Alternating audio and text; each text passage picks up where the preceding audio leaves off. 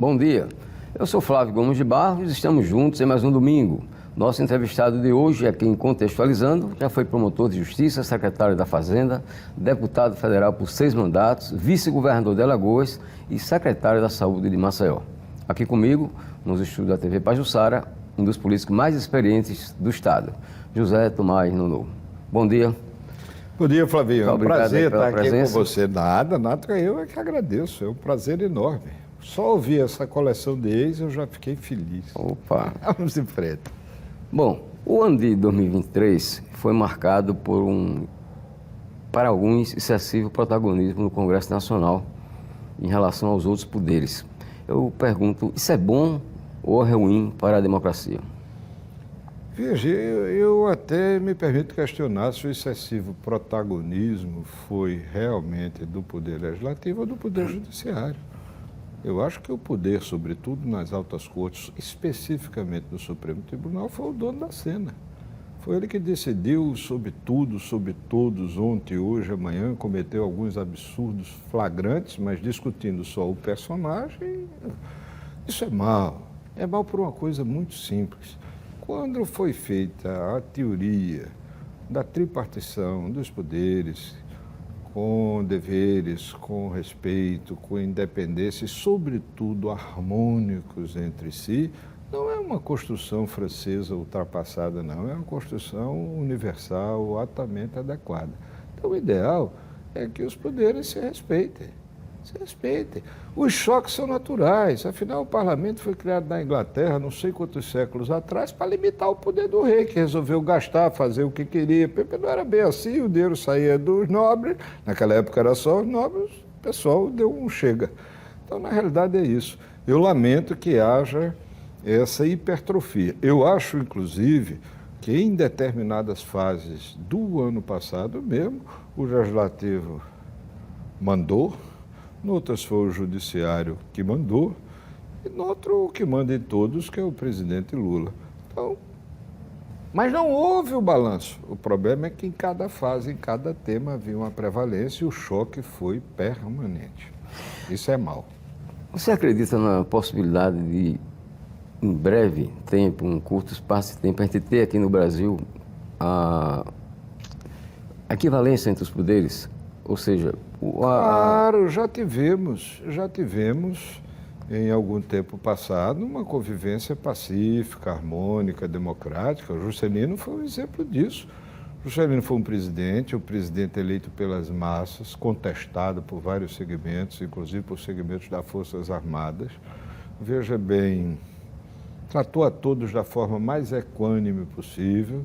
Gostava de uma serenata, andava com o Dele Armando Reis, levava as filhas para o baile em Paris, mas nem por isso deixou de promover. Foi o único governo que promoveu alterações de fundo nesse país, dentro de um clima absolutamente democrático. Por exemplo, houve um ensaio do golpe militar em Jacareacanga. O que ele fez? Acabou com o golpe e perdoou os insurretos. Quer dizer, é preciso desprendimento e uma visão. Acho que o país... Me lembrei de Juscelino, porque já faz algum tempo, muita gente não sabe nem quem foi Juscelino. Mas já tivemos isso no passado, historicamente, não tão distante, recente. Bom, nossa Constituição é ainda jovem, digamos assim, nossa atual Constituição, mas há quem fala da necessidade de uma nova Constituição.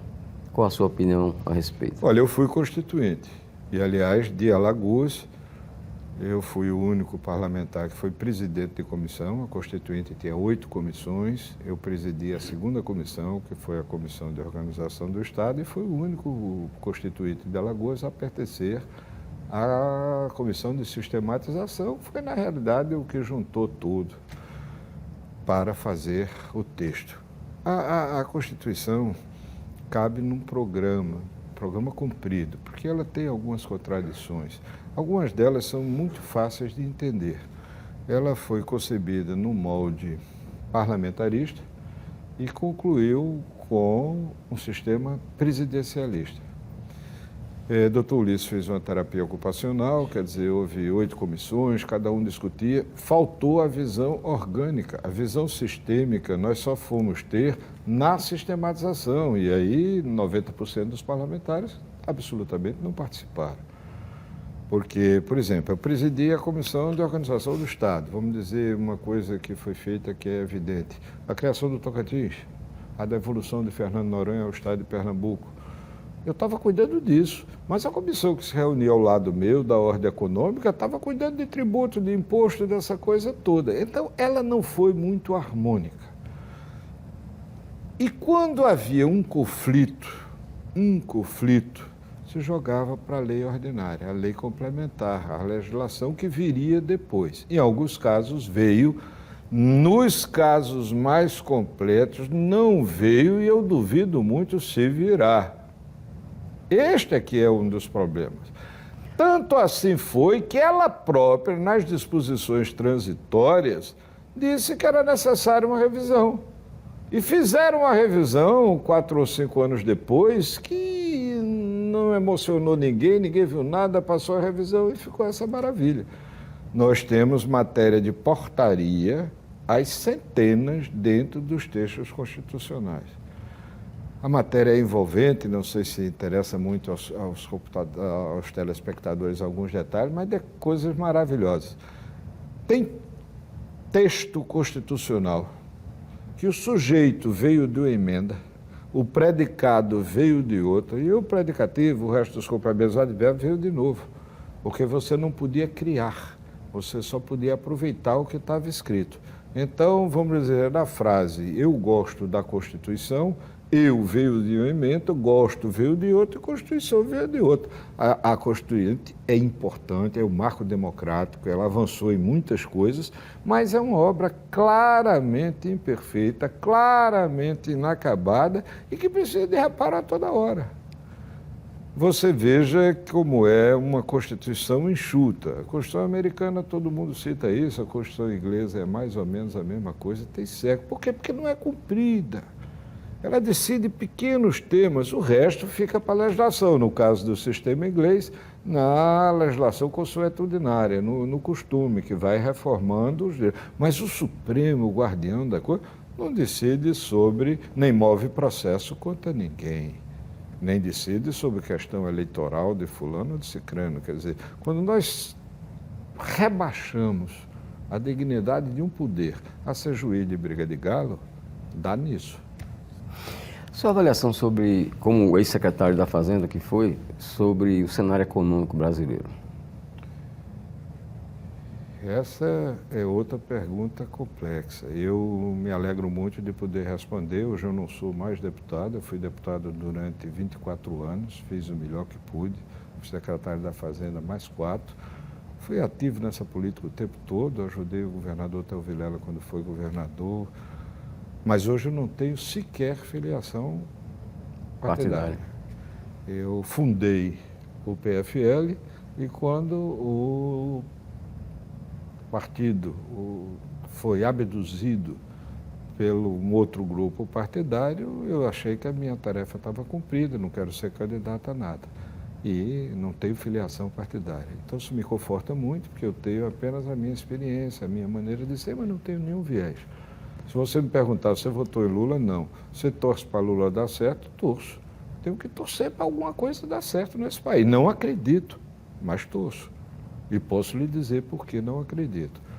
A política econômica é o eixo. Essa reforma tributária, fiscal, que é mais do que tributária, estava sendo ruminada no Senado há 2 décadas.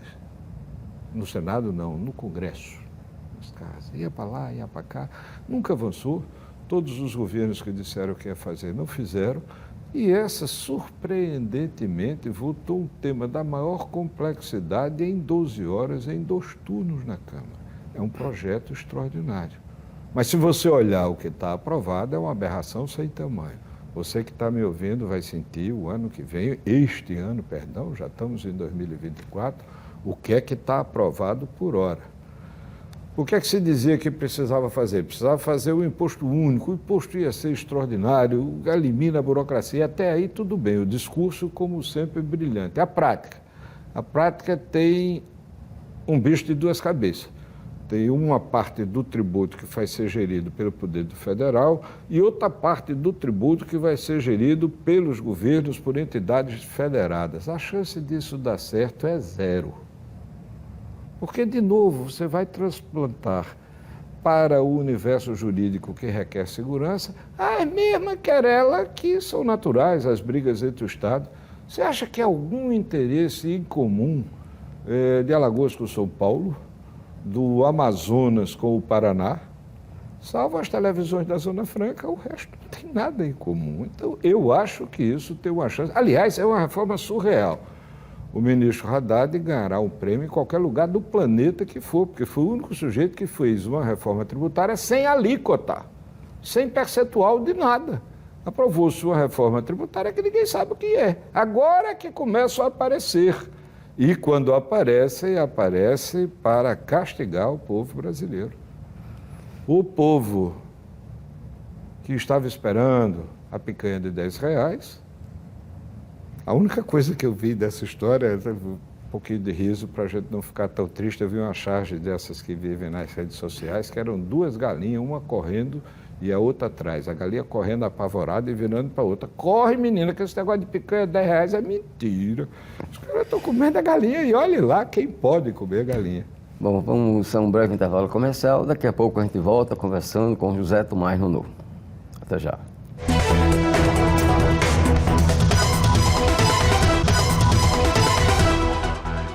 Estamos de volta com o programa Contextualizando. Comigo, José Tomás Nono.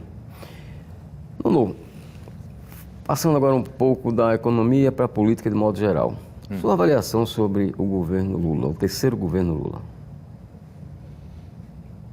De uma certa forma, é a continuação para pior do primeiro e segundo. Não posso ser generoso de forma alguma.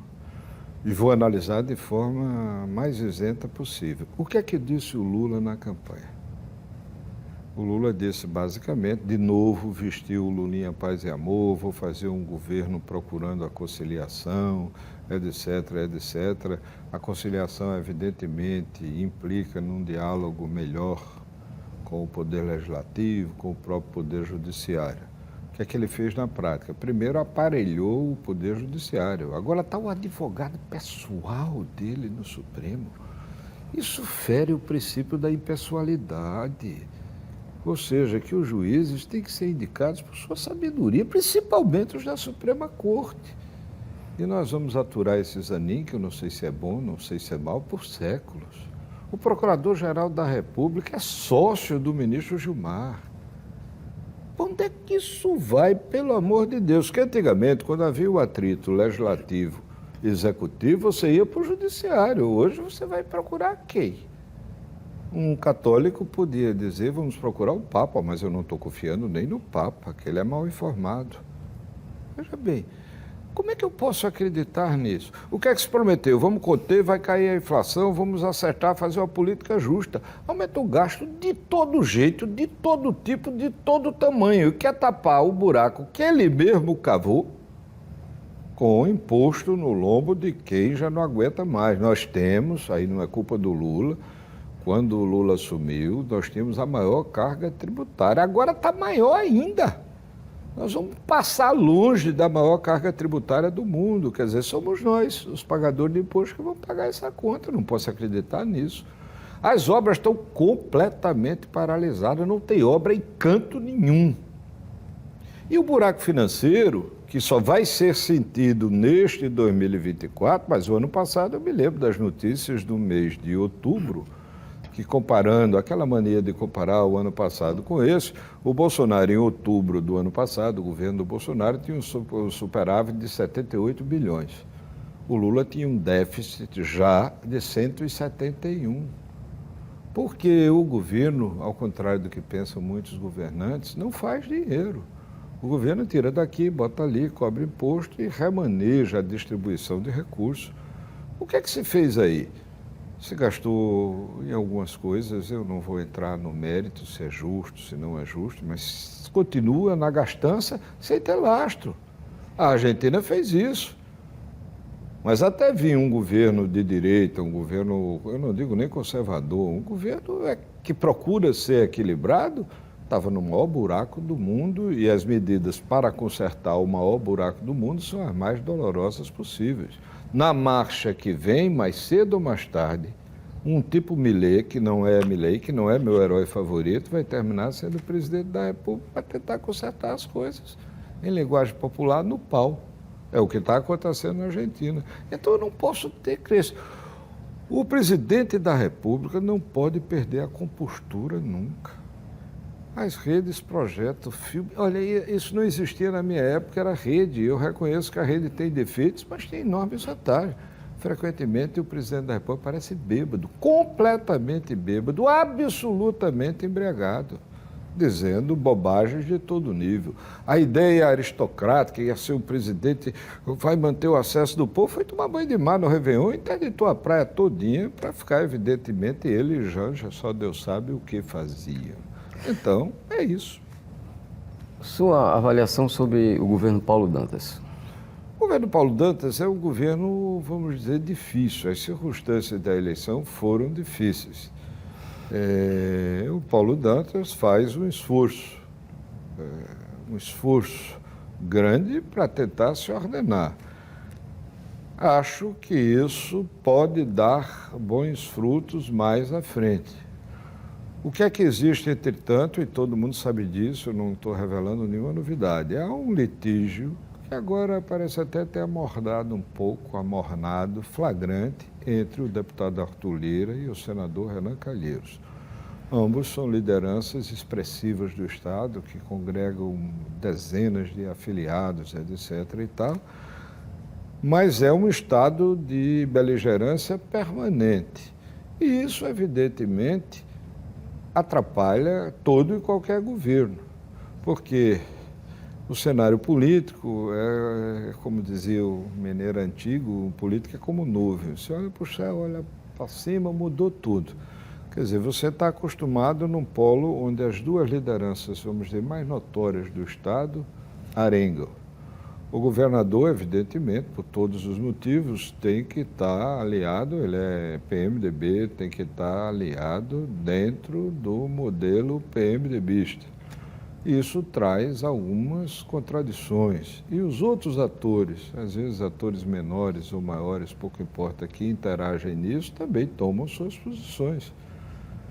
Você vê o prefeito de Maceió hoje tem uma posição diferente, aliado, eu acho que ele é aliado de João Caldas, nisso ele é absolutamente ligado e vai para lá, joga bem esse negócio, vai para lá, vai para cá, você não sabe mais ou menos como é que isso vai terminar. A ligação com a eleição presidencial não acaba nunca e tem respectiva, exatamente porque Lula não cumprir meio milímetro daquilo que afirmava, dizer vamos fazer um país novo, vamos nos entender. Bem ao contrário, você abre o jornal, um estrangeiro que vier aqui, eu estive na Espanha há um mês e pouco atrás, conversando com algumas pessoas politizadas, eles perguntavam para o que tem no Brasil, que a campanha continua, porque eles são parlamentaristas, então é natural que no sistema parlamentarista, onde o presidente onde o chefe do executivo é o líder do poder legislativo, essa tensão é permanente. É permanente, porque tem o gabinete, que é o governo, tem o gabinete fantasma, que é a oposição, tudo organizado, é natural, mas aqui, presidencialista, se elege e vamos ver como é que convive. O convite é uma beligerância só.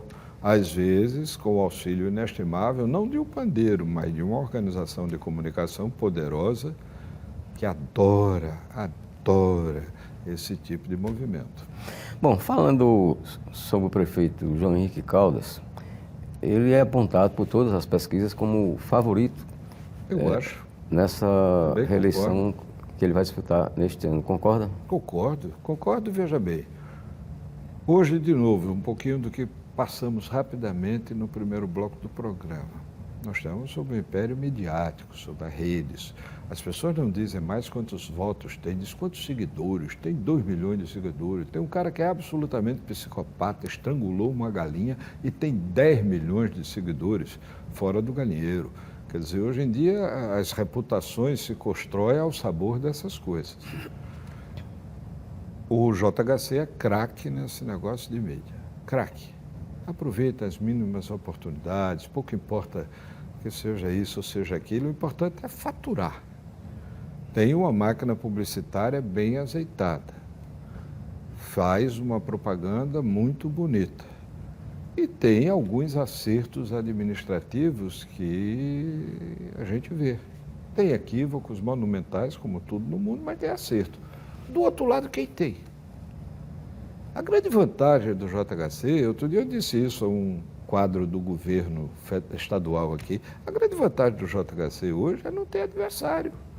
A política é corporificada. Eu estou dando uma entrevista a Flávio Gomes de Barros, jornalista que eu conheço há décadas, é meu amigo há décadas, o pai era meu amigo, o avô, a raça toda. Então, veja bem, eu sei com quem estou falando e nós temos aqui uma contraposição. Na política da Prefeitura de Maceió não há discurso contrário, não há, veja bem, oposição sequer no plano da simpatia, do que diabo, então nada de braçada. Eu acho que o JHC só perde a eleição se houver um maremoto, um tsunami, um negócio que hoje, se ele fizer uma bobagem assim, avassaladora. Mas se isso não ocorrer, eu acho que ele ganha a eleição de prefeitura sem grandes problemas.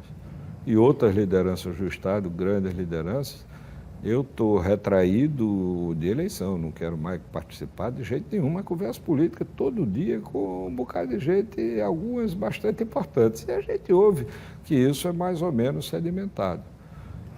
Está garantida a eleição? Não. A eleição só se ganha no dia. Na véspera, né, já vivemos grandes fiascos. É pena que o povo jovem não se lembra do Fernando Henrique Cardoso dedetizando a cadeira do Jânio Quadros, sei lá de que era, da Prefeitura de Maceió, deu no que deu, ou da Prefeitura de São Paulo, perdeu a eleição.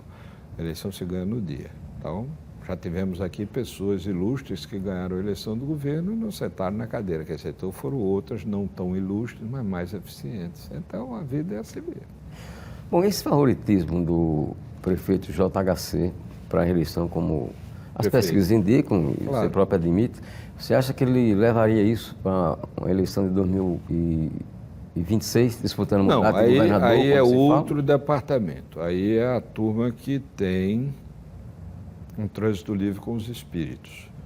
Eu conheço gente que adivinha, sabe que bicho vai dar, que passarinho vai dar. Eu acho que você consegue vislumbrar mais ou menos a eleição do ano que vem, porque é na eleição do ano que vem e, sobretudo, pelo fator de que não há oposição. Isso não vai ocorrer em 2026 de jeito nenhum. Essas arengas, essas brigas, não há nada melhor para soldar algumas coisas do que um inimigo comum, um adversário comum. Então, eu não consigo vislumbrar nada. E como eu disse, eu acho que ele é, e digo isso isento, não sou particular amigo do prefeito, não tenho boas amizades em algumas das pessoas que trabalham lá, acho bom. Tenho um sobrinho da minha mulher que é secretário de Estado, eu sou muito amigo, sempre fui, do Luiz Romero, que é secretário de Saúde, está lá no departamento que...